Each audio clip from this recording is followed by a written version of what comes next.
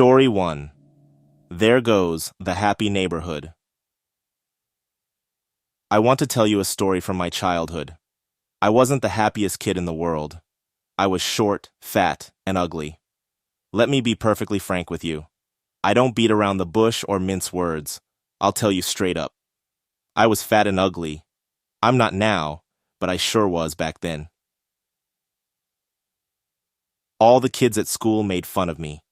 They'd call me Fatso, Lard Butt, Beer Belly, Nell Carter, Tubby, Michelin Man, Marshmallow, and so many other mean-spirited names that many nights I would break down and cry myself to sleep. I was so upset and dreaded going to school every day. I thought things would change when my parents announced we were moving to a new city.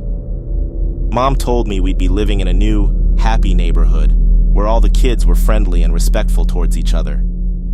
She even said there would be some white people in our new neighborhood and that they would treat us well. It was my parents' dream to get us out of the ghetto, and their dream was finally becoming a reality. This is a true story. Now let me tell you what actually happened in Happy Neighborhood one night. It didn't help that my hair hadn't been cut in 3 years. I grew it long because I wanted to braid it in cornrows when it got longer, but until then, I had to endure an awkward phase of rocking a side-parted poofy afro that made me look like the singer James Brown. One night I got invited to a sleepover at our new neighbor's house. This kid was called Charlie, and his dad was in the military. Charlie started touching my hair. This made me angry. He had his hands rubbing all over the top of my head and saying things like, "It's not as bristly as I thought," and "feels like my pubic hair." That was it. That was the comment that set me off. I'd had enough. I couldn't take the mean put-downs any longer. I'd had enough of the disrespect from these spoiled rich kids, but I had to sit there and take it, or go home. Charlie's mom had ordered pizza, and the plan was to stay up all night playing Roblox. We played Survive the Killer for 4 hours straight, and this filled me with excitement. I got a surge of adrenaline hunting down all of the players and slashing them with my knives.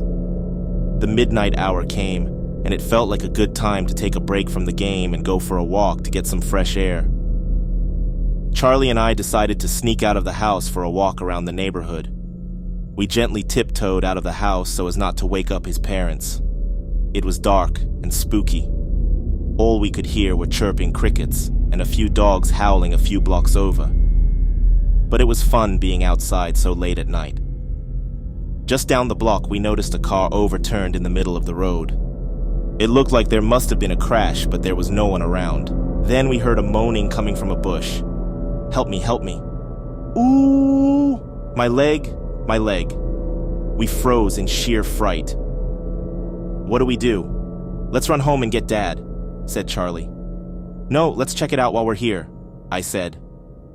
A man came crawling out from inside the bush. He was covered in blood. He had a huge gash in his leg, and it was leaking blood. "Help me, kids!" he cried out. Just then, a tiny girl jumped down from a tall tree and pointed her fingers at the man.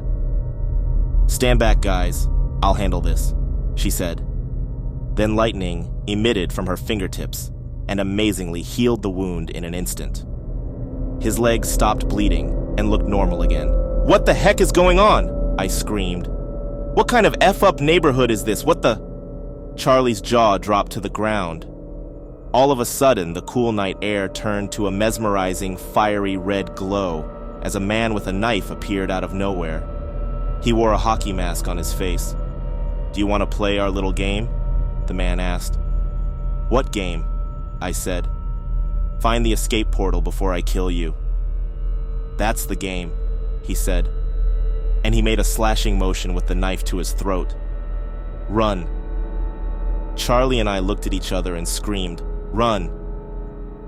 We had a horrified look on our faces and my hair stood on end, like buckwheats. "This way." "No, let's go this way." We both climbed onto the roof of one of the houses and began to leap on the treetops, running for our lives.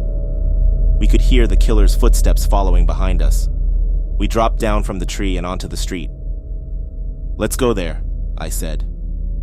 We turned right on Sycamore Street. I looked back and could see the killer gaining on us. We could see some other kids up ahead of us running for what looked like it could be the escape portal. "Go here," I yelled. I grabbed Charlie's arm and dragged him into a giant bush that hid us from the man who was chasing us. The killer with the knife didn't see us jump into the bush. We watched him run up to the portal, jump up and down in anger, and then run off in another direction. "The coast is clear, Charlie. Let's go for it." We both sprinted right for the portal, and as we got closer, I could feel its vortex sucking us into the hole. We got right up to the portal door, and whoosh, we escaped the horrible neighborhood midnight stroll.